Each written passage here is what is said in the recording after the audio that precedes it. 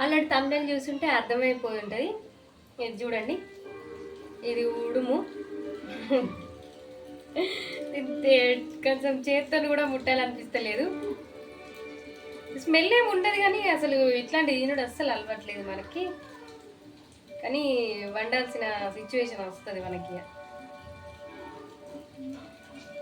దీన్ని ఇప్పుడు వండేద్దాం మనం.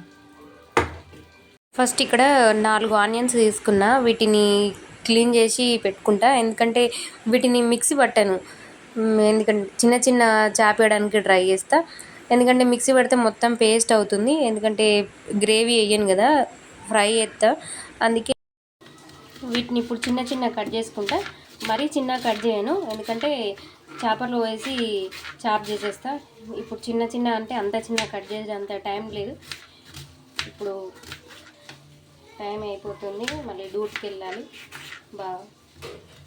అందుకే ఇట్లా మీడియం సైజు కట్. చాపర్ తీసుకున్న ఫస్ట్ డేనే నిన్న వేలు కట్ చేసింది. అంత ఈజీ కాదు ఇది. ఆనియన్స్ అందులోనే వేసి ఇట్లా చాప్ చేస్తూ ఉండగా సడన్గా స్లిప్ అయిపోయి ఏలు అందులోనే పడిపోయింది. ఏలు ఇంత దారుణంగా అయినా కట్ అయింది అయితే. అందుకే దీన్ని ఎక్కువ యూజ్ చేయను, ఎప్పుడో ఒకసారి ఎమర్జెన్సీలో యూజ్ చేస్తా.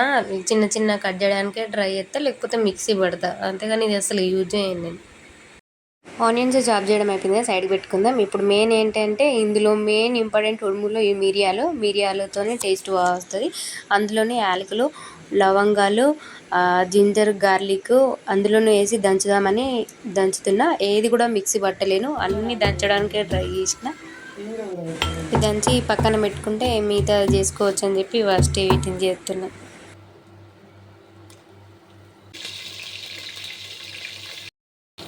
తర్వాత ఒక ఆనియన్ కట్ చేసి పెట్టిన తలుపు వేయడానికి అని చెప్పి అది కూడా వేసేసిన. మంచిగా మగ్గిన తర్వాత చాప్ చేసి పెట్టుకున్న ఆనియన్స్ కూడా వేసేసిన. కుక్కర్లో ఎందుకు వండుతుందంటే బావకి డ్యూటీకి టైం అవుతుంది, అందుకే కుక్కర్లోనే వండుతున్నా. ఒక 4-5 విజిల్స్ వేస్తే ఉడికిపోతుంది తొందరనే. సాల్ట్ వేసుకుందాం, ఆనియన్స్ తొందరగా మగ్గిపోతాయి. మనకి తొందర ఉంది కదా అని చెప్పి కూరకు కూడా తొందర ఉండండి. ఇక దానికి తగ్గట్టు అసలు ఆనియన్స్ తొందర మగ్గడం లేదు. మూత పెడితేనే మగ్గుతాయేమని చెప్తే మూత పెట్టినా కానీ మగ్గుతలేవు అసలు. దంచి పెట్టుకున్న జింజర్ గార్లిక్ పేస్ట్ అండ్ మిరియాలు అది కూడా వేసేసిన. తర్వాత ఇప్పుడు కొంచెం పసుపు వేస్తున్నా. ఇప్పుడు మన మెయిన్ ఉడుము కూడా వేసేద్దాం ఇంట్లోనేగా.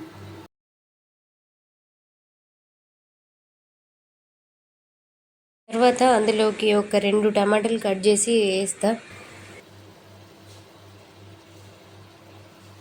వీటిని ఇప్పుడు మంచిగా కలుపుకొని ఇందులో కొన్ని వేడి నీళ్ళు పోసుకున్నా తొందర మగ్గడానికి అని చెప్పి. తర్వాత విజిల్ పెట్టుకోవచ్చు.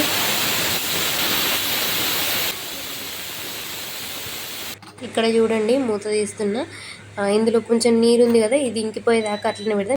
ఇందులో ధనియా పౌడర్, గరం మసాలా, ఇది మీట్ మసాలా మంచిగా మిక్సీ చేసుకున్నాము. ఇది నీరంతా గుంజేదాకా ఉంచుకోవాలి. ఇప్పుడు నీరంతా ఇంకిపోవాలి. కొంచెం నీరు ఇంకపోయింది, ఇందులోనే కారం వేసుకుందాం. కొంచెం నీరు ఉండగా కారం వేసుకుంటే కారం తొందర ఉడుకుతుంది, కొంచెం కారం ఎక్కువ పడుతుంది. దీన్ని మంచిగా కలుపుకొని మళ్ళీ ఒక 5 మినిట్స్ మళ్ళీ మూత పెట్టేయాలి. ఇందులో ఇప్పుడు కొంచెం నీరు కనిపిస్తుంది చూడండి, ఈ కొంచెం నీరు కూడా ఉండొద్దు, మొత్తం ఫ్రై అయిపోవాలి. మూత పెట్టే ఉంచుదాం. అది ఉడికేలోపు పిల్లలకి ఇక్కడ చపాతీలు చేస్తున్నా. ఆల్రెడీ 7:30 అయిపోతుంది. మళ్ళీ వాళ్ళకి కూడా తినిపించడం లేట్ అయిపోతుంది, వాళ్ళు పడుకునే టైం కూడా అవుతుంది. తినగానే పడుకుంటారు మళ్ళీ, అందుకోసం అని చెప్పి తొందర స్టార్ట్ చేసినాయి.